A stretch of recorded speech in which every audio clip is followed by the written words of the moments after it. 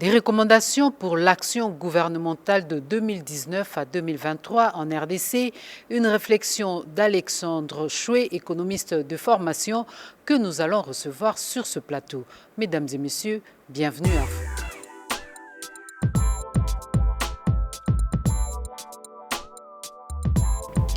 Monsieur Chouet, bonjour. Bonjour. Merci d'avoir répondu une fois de plus à notre invitation. C'est un plaisir. Pouvez-vous nous dire qui vous êtes et qu'est-ce que vous faites? Je suis d'abord congolais, et donc je suis dans mon pays et je suis économiste de formation et j'enseigne l'économie à l'université protestante au Congo. Et ça fait plus de 15 ans, pratiquement 20 ans d'enseignement. Et j'ai travaillé pour le gouvernement de la République dans plusieurs secteurs. J'ai été au ministère de l'Information, au ministère des Finances en transition, je dirais. J'ai appuyé également le ministère du Plan à un moment donné et j'ai travaillé avec 4 premiers ministres de la République. Et aussi j'ai travaillé avec les organismes internationaux, notamment la Banque africaine de développement, où j'étais économiste au niveau du bureau à Kinshasa. J'ai travaillé également avec la CEA, la Commission économique pour l'Afrique des Nations Unies. Je travaille pour le PNUD, pour l'UNICEF, UNIFEM, les Nations Unies Femmes aujourd'hui. Donc voilà un peu qui je suis. Un CV assez costaud. Par la grâce de Dieu. Le gouvernement Ilukamba a été investi le vendredi dernier. Le Premier ministre a présenté son programme d'action du gouvernement devant les députés nationaux. Il a été donc investi. Et quelle lecture faites-vous de ce programme d'action du gouvernement?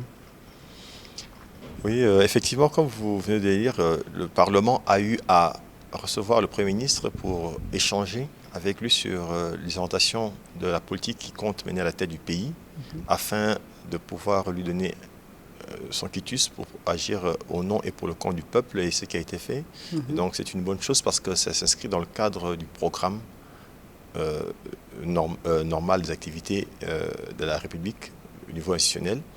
Et le programme qui a été présenté par le Premier ministre a repris en termes de piliers certains secteurs d'activité importants avec des orientations de politique. C'est une bonne chose.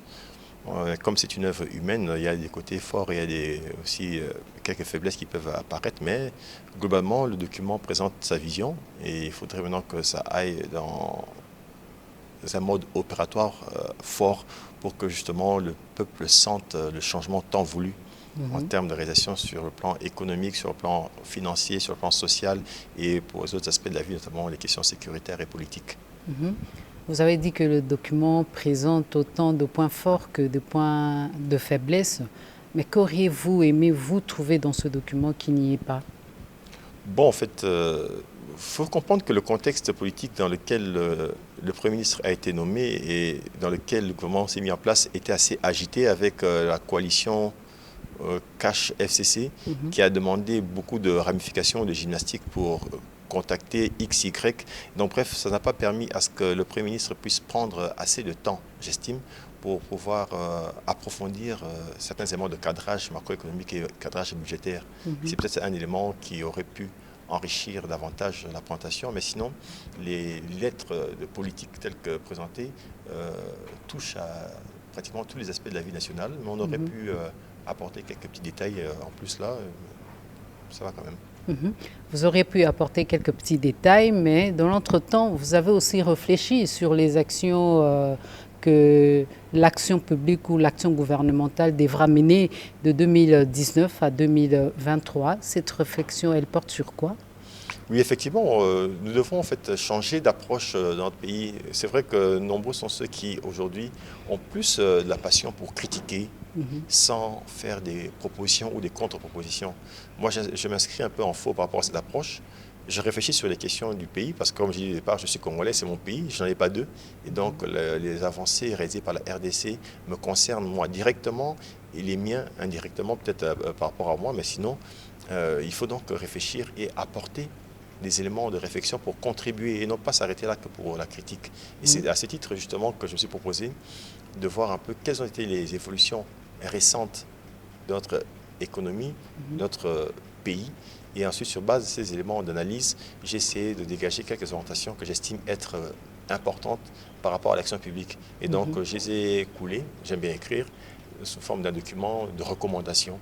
Et donc, ce serait pour moi une sorte de contribution aux efforts à conjuguer ou à déployer pour aider ce pays à reprendre. Et ces recommandations, vous les avez axées sur 3 plans. Oui. Sur le plan planification, Oui. économie et social. Pouvez-vous nous décrire brièvement de quoi s'agit-il exactement? Bon, il faut d'abord noter que la volonté de changer ou d'opérer un changement est une chose. Mais pour opérer un changement, ça suppose d'avoir une vision. Il faudrait savoir qu'est-ce que l'on veut concrètement. Et une fois qu'on a une idée sur ce que l'on veut, on peut ensuite définir la stratégie à mettre en place pour atteindre et ensuite voir de manière concrète ou de manière opérationnelle comment agir au quotidien pour avancer. C'est justement ce qui m'a amené dans ce document à, premièrement, parler des problèmes de planification stratégique.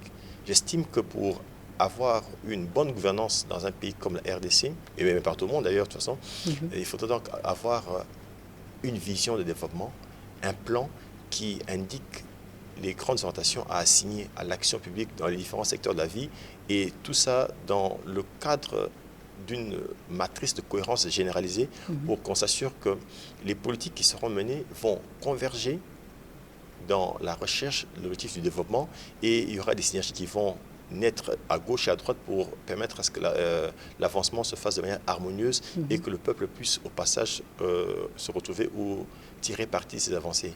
Raison pour laquelle, donc, dans un premier temps, il a été question pour moi dans le document de dire un peu ce qui a été déjà fait par rapport au plan national stratégique de développement, PNSD en sigle, et ensuite voir ce qui reste à faire, quelle orientation prendre pour ensuite voir concrètement sur le plan de la gestion de l'économie, qu'est-ce qu'il faut faire en termes de croissance économique. Au niveau des finances publiques, qu'est-ce qu'il faut faire en ce qui concerne la collecte des recettes publiques, qu'est-ce qu'il faut faire au niveau de la qualité de la dépense publique, comment faire pour avoir une meilleure gestion sur le plan monétaire, améliorer la position extérieure, il faut stabiliser le taux de change vu la position et la posture de notre économie, et aussi concrètement dans le social, qu'est-ce qu'il faut faire, parce qu'on doit améliorer les conditions de vie de la population, c'est ça l'objectif final de toute action publique. Mais comment est-ce qu'on peut y arriver si dans le social, il n'y a pas assez d'intervention de la part du gouvernement? Donc voilà un peu ce que retrace le gouvernement. Et il y a ce que j'ai beaucoup voulu faire sortir, ce sont les repères qui permettraient de savoir qu'est-ce qui a été en 2015, qu'est-ce qu'on connaît aujourd'hui pratiquement, et quels sont les efforts à fournir dans un premier temps, ne serait-ce que pour revenir au niveau 2015, et ensuite quels sont les défis pour converger vers la position de certains pays de la région Afrique subsaharienne. Vous êtes allé un peu trop vite en besogne, mais je voudrais quand même que nous puissions comprendre dans vos recommandations sur l'axe planification, vous avez plus martelé sur le plan national stratégique de développement. Oui. Dites-nous en long et en large de quoi s'agit-il de ce plan national de stratégie de développement. Dans un pays, nous avons plusieurs secteurs d'activité, et ces différents secteurs demandent des politiques. Et ces politiques se rencontrent et, dans certaines circonstances aussi, s'opposent. Et donc, si on veut gérer de manière harmonieuse la marche du pays, il faut s'assurer que ces différentes politiques soient définies de manière intelligente, mais aussi de manière harmonieuse pour que l'efficacité de l'une ne soit pas contrée par celle de l'autre et vice-versa. Et donc, en proposant l'élaboration ou la finalisation, parce que c'était déjà en cours, du plan national stratégique de développement, c'est qu'on arrivera à définir un cadre fédérateur des différentes actions à mener pour aider ce pays à aller de l'avant. Et ces actions sont menées à différents niveaux.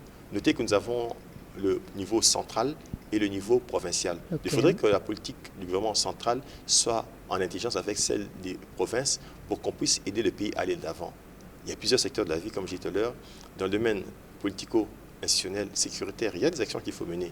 Dans le secteur de la diplomatie, dans le secteur purement économique, secteur des infrastructures de transport, énergétique et autres, dans le secteur social, éducation, santé, nutrition, il y a beaucoup de choses à faire. Mais comment alors établir une harmonie d'ensemble? Il faudrait donc avoir une vision, et c'est ça le rôle du plan. Alors cet exercice a été lancé à l'époque. L'ancien président de la République avait suggéré en 2011-2012, j'ai dit que j'ai travaillé avec plusieurs premiers ministres, donc en 2011, je crois que c'est à l'époque du premier ministre Mouzito, et quand le premier ministre intérimaire Kouaguel était là, que le président Kabila avait suggéré qu'on aborde ce plan de développement. Mais fort malheureusement, ça n'a pas été fait à l'époque. Et c'est le gouvernement Matata qui a lancé l'exercice. Et on était presque arrivé à la fin de l'élaboration du programme. Mais malheureusement, avec les changements politiques qui sont intervenus en 2016, on n'a pas pu clôturer l'exercice. Et après ce moment-là, il y a eu d'autres gouvernements, mais l'exercice n'a pas abouti. Or, pendant plusieurs années, le pays a fonctionné sans plan de développement, sans cadre programmatique. Ce qui fait que certaines actions ont été menées de manière un peu isolée et d'autres ont été en contradiction. Et cette contradiction a limité l'efficacité de l'action gouvernementale. Okay. Mais le plan, le document existe parce que fondamentalement, il a été élaboré. J'étais même le coordinateur de l'équipe de réflexion. On s'est dit que vu la taille du pays, il faudrait donc construire 7 points lumineux de développement. Ce seraient des zones ou des régions qui vont comporter un package d'infrastructures qui permettrait de relancer l'économie, de mettre en valeur le potentiel de production des différentes régions du pays et aussi d'aider la population à voir ses conditions de vie changer. Et là, c'est à travers la construction des infrastructures sociales.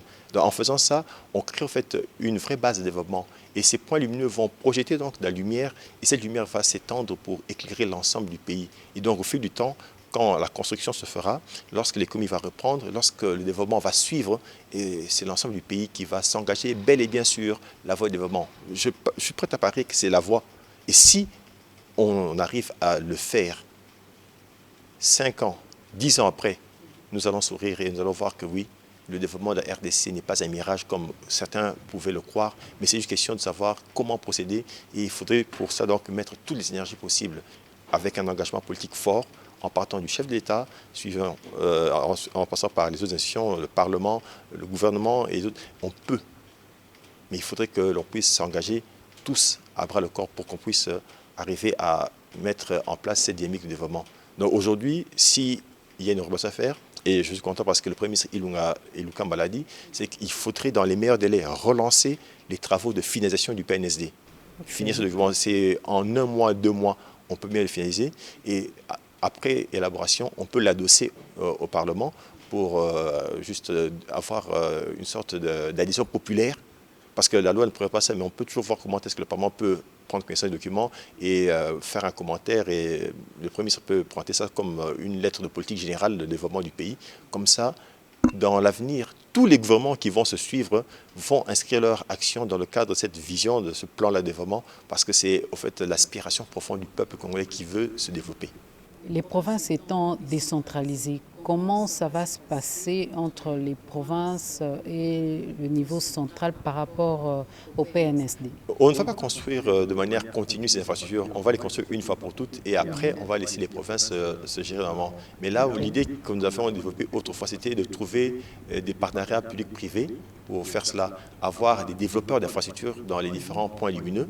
Comme ça, on confie la gestion du processus à un privé qui va le faire selon les normes et exigences de la gestion privée avec rigueur et discipline pour que le pays s'assure qu'on aura bel et bien les résultats escomptés. Et une fois que ces éléments sont là, les provinces vont se gérer normalement comme la loi le prévoit.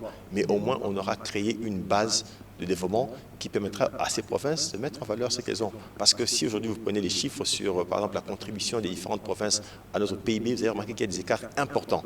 Et si on doit répartir les transferts de revenus du pouvoir central vers les provinces en fonction du poids économique, il y aura des provinces qui seront toujours en avance, d'autres en retard, et ce sera un modèle de développement déséquilibré qui peut donc avoir des effets sur la quiétude sociale.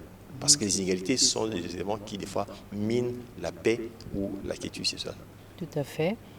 Nous avons donc là épluché le plan planification, je dois me répéter, mais là, que comprendre du plan économique ou financier? Bon, peut-être avant d'arriver là, il y a un élément, c'est que comme j'ai dit, nous avons le niveau central, le niveau provincial, et donc au niveau de la planification, ça suppose quoi? Il faudrait donc que le plan de développement au niveau central, le PNSD, soit mis en harmonie avec les plans des différentes provinces. Donc il faudrait que rapidement le PNSD soit finalisé et que le Premier ministre voie comment convoquer les gouverneurs de province dans un ensemble d'activités qui ferait que l'on puisse établir une harmonie entre le programme de développement au niveau central et celui des provinces, une sorte d'arrimage entre les deux pour s'assurer que et le pouvoir central et les provinces vont tous dans la même direction. Ça, c'est un élément important. Aussi, il faut mettre sur pied un cadre de discussion, de concertation entre les deux niveaux pour la conduite de l'action et mettre aussi un cadre de suivi et évaluation. Donc, il y a quelques activités qu'il faudrait réaliser, mais ça peut se jouer en termes de mois. En 2 mois, je pense qu'une équipe d'experts ayant connaissance du PNSD et ayant également une certaine compétence en matière de planification peut bien finaliser ce document, le soumettre à la sanction du gouvernement de la République. Et dans ce temps, on peut lancer des travaux avec les provinces pour harmoniser. Et une fois que l'année finie, 2019 finie, on clôture totalement avec cette question de la planification. Comme ça, l'année prochaine, on démarre bien avec la mise en œuvre du PNSD, qui se fera à travers un plan quinquennal. Et donc, le budget qui sera présenté au Parlement sera un budget calé sur le PNSD, du moins pour sa première tranche quinquennale. Et donc, tout se fera de manière organisée, structurée. Ça va donc aider le pays à reprendre. Revenons-en au plan économique et financier. Alors là, peut-être au niveau économique, il faudra faire remarquer qu'en 2015, notre économie avait réalisé une croissance de 6,9% et en 2014, on était déjà à 9,5%. Donc, on était quand même à un niveau de performance très élevé.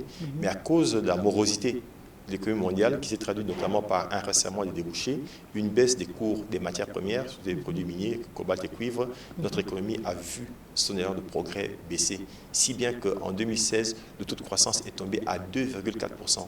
De 6,9 à 2,4, vous voyez un peu ce que ça fait comme repli. Et on a relancé légèrement la croissance en 2017 avec 3, quelque chose, 3,5%, 2018. Mais bref, on a perdu l'élan. Dans le document que vous avez là, vous avez remarqué que sur le graphique, on avait une grande tendance à la hausse et le mouvement a été vers le bas. Et donc, ça montre qu'il y a eu un recul important et ce recul a beaucoup d'implications. Parce que le niveau de l'emploi dépend du niveau d'activité économique. Quand la croissance connaît un ralentissement important, l'emploi en pâtit.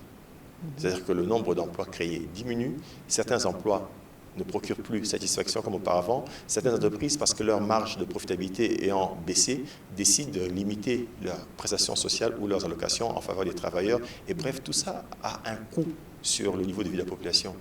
Donc cet élan a fragilisé de manière sensible le niveau de vie de la population. Alors si aujourd'hui, nous voulons redresser la barre, les efforts devraient consister à faire quoi? À relancer la croissance économique. Et donc, par là, il faudrait donc, dans les meilleurs délais, que le gouvernement de la République prenne des mesures qui seraient de nature à redynamiser la croissance. Mais ce n'est pas suffisant. Quand vous analysez de près la croissance de la RDC, depuis des années jusqu'à ce jour, vous remarquez que le secteur minier est le principal levier de cette croissance. Et quand il y a un choc mondial, la croissance en pâtit en RDC. Et donc il faut une diversification. Il faudrait diversifier l'économie. Parce qu'actuellement, en moyenne, 60% presque de la croissance de la RDC est du ressort du secteur minier. Si ce secteur est malade, donc on peut perdre facilement plus de 50% du taux de croissance de l'économie. C'est le cas qu'on a observé de 2015 à 2016. On passe de 6,9 à 2,4. 4 points en diminution. Vous voyez ce que ça fait. Il faudrait envisager ça. Mais ça, c'est une œuvre de longue haleine. Mais qui peut se faire. Il faudrait donc que l'on commence par réfléchir sur la question. Et en ce qui me concerne, donc, je suggérerais au gouvernement de la République que dès aujourd'hui, on commence à réfléchir sur comment élaborer un programme sérieux de diversification de l'économie congolaise. C'est vrai que l'évasion ne viendra pas après 5 mois, après 1 an, mais on commence à réfléchir, à proposer le programme. Et une fois que le programme est là et qu'on propose une batterie de mesures pour mettre en place le processus, les membres de l'exécutif s'engagent au niveau national, tout comme au niveau provincial, s'engagent maintenant à poser ça qu'il faut, parce qu'il faut étudier les marchés, voir ce que les marchés donnent comme opportunité, ce que le pays a comme potentialité, et voir ensuite comment faire un matching entre les deux, c'est-à-dire trouver un compromis entre ce qui est faisable et ce qui est voulu pour qu'on puisse lancer. Une fois que cela est fait, une série d'actions marketing devait être envisagée pour attirer les potentiels investisseurs qui pourraient investir en ADC à venir dans le pays. Et là encore, dans le cadre de ce programme d'investigation, je pense qu'il faudrait que l'on dote le pays d'un plan directeur des investissements. Qu'est-ce que ça suppose? Lorsque on décide de construire une maison, on fait appel à un architecte et à un groupe d'ingénieurs qui vont réaliser l'ouvrage. Mais en tant que propriétaire de la maison, nous avons un mot à dire sur ce que nous voulons. Je voudrais avoir une maison à 3 pièces, 4 pièces, balcon, chambre, ainsi de suite. Bref, c'est pour dire quoi? C'est que nous allons ouvrir les portes de notre économie ou les différents secteurs de l'économie à des hommes d'affaires intéressés, mais nous allons aussi leur donner quelques orientations pour modifier fortement la structure de notre économie. Et là, cette modification va consister non seulement à attirer de nouveaux investisseurs dans le secteur, mais aussi à élargir les chaînes de valeur dans certains secteurs. Par exemple, le secteur minier, dont on fait allusion. Mais il existe depuis longtemps. Mais qu'est-ce qui se passe là-bas? C'est qu'on ne fait qu'extraire et nous vendons les matières à l'état presque brut. Ce qui fait qu'on est très vulnérable vis-à-vis des cours. Or, si localement nous avons une industrie de transformation, ça va donner plus de valeur et ça nous permettra donc d'être plus résilient par rapport au choc. Vous voyez un peu, je donne un exemple. Bon, c'est vrai qu'aujourd'hui, on parle un peu mal de l'Afrique du Sud avec ce qui s'est passé tout récemment ici, mais je reviens quand même sur un exemple économique. Il y a des entreprises qui produisent du lait qui sont installées en Afrique du Sud. Alors que chez nous ici, on nous amène directement les boîtes de lait, on achète directement. Il n'y a pas de création de valeur sur le sol congolais. Mais là-bas, qu'est-ce qui s'est passé? L'industrie s'est basée là-bas. Ça suppose que les fermiers sud-africains trouvent l'occasion de vendre du lait de vache à ces entreprises. C'est déjà un débouché concret pour eux. Et le lait qui est obtenu est traité. Il y a un groupe de personnes qui travaillent pour traiter ce lait et le mettre en condition. Et ensuite, il y a l'emballage qui intervient et la mise en boîte, en paquet et la distribution. Regardez un peu tout ce que ça fait comme activité. Vous voyez cette dynamique-là? Et donc, ça crée plus d'emplois, plus de richesses. Et donc, ça permet à l'économie de décoller. Et sur le plan des finances publiques, on gagne aussi parce qu'il y a plus de contribuables. L'assiette fiscale est élargie. Donc, voilà un peu. Donc, il y a cette réflexion à faire à ce niveau. Au niveau toujours économique, on peut parler des finances publiques. Les recettes de l'État proviennent du produit de l'économie, essentiellement. En 2015, les recettes de l'État, donc recettes propres et dons, représentaient 17% du PIB. Et dans ces 17%, 13,6% étaient du ressort des recettes propres. Donc la pression fiscale était de 13,6%. Avec le repli de la croissance qu'on a observé à partir de 2016, on est tombé à 9% de pression fiscale, soit une diminution de 4 points. Et la moyenne de la région Afrique subsaharienne est aujourd'hui de 17,4. Vous voyez un peu ça, nous sommes à 9 et la moyenne de la région est de 17,4. Donc l'écart est profond. Ça suppose qu'il y a eu un rétrécissement important de l'espace budgétaire de la RDC. Mais avec un tel espace, qu'est-ce qu'on peut attendre du gouvernement de la République? On peut promettre des bâtiments, des routes, et l'énergie, mais s'il n'y a pas de moyens, il n'y aura pas de magie. Le Premier ministre Ilunga a besoin de moyens pour pouvoir mener à bien son action. Et donc, il y a des efforts à fournir en matière de collecte des recettes publiques. Et là encore, il y a lieu de dégager donc une batterie de mesures de très court terme, moyen terme, pour pouvoir conforter la position du pays. Et l'objectif de départ serait d'abord de revenir à 13,6% de pression fiscale, comme c'était en 2015. Et une fois qu'on aura atteint ça, on peut maintenant envisager une convergence vers le niveau moyen de la région.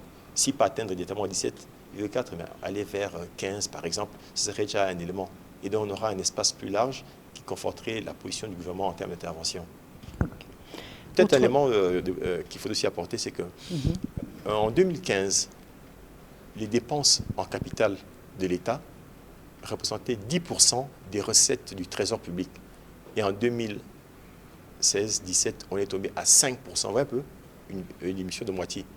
Mais comment pouvez-vous espérer relancer une économie comme la nôtre sans investissement conséquent dans le secteur des infrastructures? C'est un sérieux problème. Et donc il y a vraiment des efforts à fournir. Et donc, dans le document, comme vous avez constaté, il y a des recommandations pour fournir des efforts et améliorer la collecte des recettes publiques, notamment en termes d'amélioration des associations budgétaires. Il faut bien faire les prévisions en termes de recettes parce que si vous les minorez, les régies vont travailler sur base des projections minorées et il y aura donc des comportements dépensiers qui vont s'inscrire aux grandes dames du trésor public. C'est un élément. Au niveau fiscal, il y a des ajustements à opérer. Il y a une discipline qu'il faut imprimer au niveau des administrations financières pour pouvoir justement mieux collecter et aussi sanctionner les cas de contentieux, de litige. Il y a même un DG d'une régie financière qui autrefois fait remarquer que si on faisait tomber le régime d'exonération fiscale, on pouvait doubler les recettes publiques de RDC. Vous voyez un peu ce que ça suppose. Et donc, une mesure importante serait aujourd'hui de faire un audit de ce qui est exonération fiscale en RDC. Ça va aider le pays. Ça, c'est du côté recettes. Mais côté dépenses aussi, il y a des actions à mener. Il faut que l'État dépense. Mais comment? Il faut qu'il y ait de la qualité. Et pour ça, les réformes ou les actions engagées devraient procéder d'abord à l'amélioration du processus même d'élaboration du budget de l'État. Autrefois, dans les années 2007-2008, l'indice d'ouverture budgétaire de la RDC était à 1. Les efforts fournis ont fait qu'en 2014-15, on atteigne 29 jusqu'à 39, mais avec la crise qui a commencé en 2016, on est encore tombé à 29, donc un repli de 10 points. Donc aujourd'hui, il faudrait que l'on puisse regagner. Et ça suppose quoi? Ça suppose qu'il faudrait augmenter la redevabilité, la transparence et l'ouverture, c'est-à-dire la participation de la société civile dans le processus d'élaboration du budget de l'État. Ce sont des éléments qui ont été mis en brèche ces dernières années. Notez que quand le Premier ministre Wadi Bangara était arrivé à mi-chemin, il n'y avait pratiquement pas de budget. Ils ont travaillé pendant 7 mois sans budget. Le Premier ministre Tchibala est arrivé, l'élaboration du budget s'est fait en retard. Et donc, bref, il y a eu beaucoup de problèmes sur le plan budgétaire. Ça fait que l'on perde beaucoup de points dans cet indice. Et aujourd'hui, donc, il faudrait que le Premier ministre Ilunga prenne des mesures dans ce cadre pour améliorer le processus d'élaboration du budget. Et dans l'exécution aussi, il faut voir comment améliorer les mécanismes d'allocation budgétaire. Nous avons des problèmes sociaux énormes.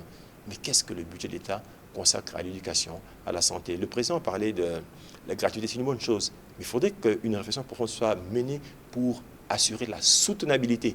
Parce qu'il faudrait que chaque année, l'État dépense de l'argent pour l'éducation. Mais qu'est-ce que ça suppose en termes d'enveloppe? Et comment mobiliser ça? Et à noter qu'il n'y a pas une synchronisation entre le moment où les recettes sont collectées et le moment où les dépenses sont engagées. Donc il y a beaucoup d'efforts à fournir et ça demande beaucoup d'ingéniosité au niveau du ministère du Budget, du ministère des Finances, dans la gestion des dépenses liées à ce secteur. Donc bref, il y a beaucoup à faire. Dans le document, j'ai fait des recommandations, mais il faut vraiment que l'on prenne le courage d'attaquer et d'avancer. OK. Et que comprendre du plan humain et social? Oui, peut-être avant d'arriver là, il y a un élément que j'aurais voulu évoquer, c'est la gestion au niveau du secteur monétaire et financier. Dans le document également, j'ai fait allusion à ça. Vous avez remarqué qu'à l'époque, lorsque le Premier ministre Matata parlait, par exemple, de la stabilité du cadre macroéconomique, certains ne comprenaient pas le bien fondé de ce discours, cadre macroéconomique. Mais quand le taux de change a commencé à glisser, en 2016-2017, je me rappelle, mon fils m'a demandé, mais papa, comment se fait-il que tous les jours, les gens, fois qu'on parlait du taux de change, on était à 1000, 1200, 1600. Mon fils me pose la question. À l'époque, il était à l'école primaire.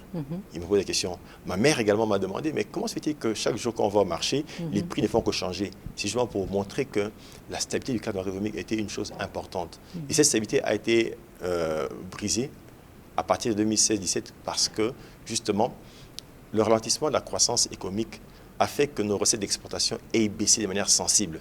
Donc les rentrées en devises ont eu à baisser. Mais dans un contexte politique assez agité comme celui qu'on avait, la préférence pour la devise avait augmenté. Donc la demande de devises a augmenté alors que l'offre a baissé. Et cette rupture a justifié le glissement du taux de change. Pour une économie qui dépend pour beaucoup de l'extérieur, vous comprenez que ce glissement du taux de change a eu une incidence terrible sur les conditions de vie de la population. Et le taux d'inflation a suivi. Parce qu'en 2014-15, le taux d'inflation était encore à 1%. Mais en 2016, on a atteint 11,45% selon les chiffres de l'INS. Et après, 54% d'inflation. C'est le niveau le plus élevé qu'on a connu depuis cette décennie a commencé. Donc il y a eu un dérapage important sur le plan monétaire. Et ça suppose donc qu'il faudrait faire des efforts dans l'amélioration de la gouvernance monétaire. Et là, il faudrait donc au niveau de la Banque centrale, des efforts soient fournis pour conforter les réserves. Et il faudrait donc des mesures d'encadrement. En ce qui concerne le rapatriement, par exemple, des devises des exploitants du secteur minier, il faudrait aussi voir comment améliorer la gestion des réserves en devises au niveau des banques commerciales, parce que la Banque centrale, en tant qu'autorité monétaire, a l'attitude de voir que faire dans le secteur. Il faut aussi veiller à l'équivalence entre flux réels et flux monétaires. Et à ce niveau, moi, je suis de ceux qui pensent qu'on doit faire des efforts pour accroître les recettes de l'État et réduire les interventions de la Banque centrale pour financer le déficit de l'État. Parce qu'à un moment donné, on a recouru aux avances de la Banque centrale alors que la loi ne le permet pas. Et vous avez voulu qu'on parle du social, mais avant qu'on parle du social, je ferais remarquer qu'on ne peut pas faire du social sans argent. Et donc il faut que l'économie tourne pour que le social puisse prendre. S'il n'y a pas de moyens, on ne fera rien. Oui, le Premier ministre a annoncé de bonnes politiques, le président lui-même a parlé de la gratuité, c'est une bonne chose. Mais on ne peut pas le faire sans moyens. Si l'économie ne tourne pas, si au niveau des finances publiques, on n'arrive pas à collecter suffisamment de moyens, on ne pourra rien faire. Vous comprenez dans la logique qui m'anime. Planification intelligente, action au niveau économique pour donner plus de moyens à l'État pour mieux mener ses politiques. Et ensuite, on peut faire le social. Donc, avec plus de moyens, on pourrait donc aider la population à avoir un accès meilleur à l'éducation, à la santé, à la nutrition. On pourrait renforcer les mécanismes de sécurité, lutter contre certains maux qui dérangent, notamment le banditisme, la délinquance juvénile qui sont en train de prendre de l'ampleur. Vous vivez à Kinshasa et même dans le pays. Il y a beaucoup de problèmes qui pèsent sur le social, mais il faut agir avec des moyens. Donc il y a une série de mesures qu'il faut aussi prendre de manière très courageuse. En 2015-2016, on avait élaboré le programme national de protection sociale en RDC. Le document a été finalisé, mais sa mise en œuvre a posé problème parce qu'il y avait un problème de bouclage budgétaire. Mais aujourd'hui que le document existe, ne serait-ce que ce draft-là, je suggérerais également, dans le cadre de l'élaboration du PNSD, que cet outil soit aussi développé rapidement et que le gouvernement Ilunga voie dans quelle mesure entamer une série d'actions qui iraient dans le sens des recommandations de ce document pour pouvoir modifier les conditions de vie de la population. C'est très important. Monsieur Alexandre Choué, un dernier mot à dire? Je suis optimiste. Optimiste parce que je crois aux Congolais. L'intelligence, le Congolais, là. La force physique, le Congolais, là. Avec volonté, organisation, discipline, on peut relever les défis de développement. Agissons pour l'intérêt de ce pays et mettons de côté certaines passions. Limitons même, excusez-moi de dire, limitons un peu certaines passions politiques. Ne regardons pas nos tendances politiques. Je suis FCC, Cash, regardons RDC. Parce que si nous n'avons pas le même parti politique, si nous n'avons pas le même regroupement politique, mais au moins nous avons tous le même pays. Nous sommes Congolais tous. Et donc que l'intérêt du Congo soit le leitmotiv de l'action de tous ceux qui sont décideurs et qui sont acteurs à quelque niveau que ce soit. Monsieur Alexandre Choué, merci d'avoir répondu à notre invitation. C'est un plaisir, madame. Et je dirais même un devoir en tant que fils de ce pays. Merci. Merci.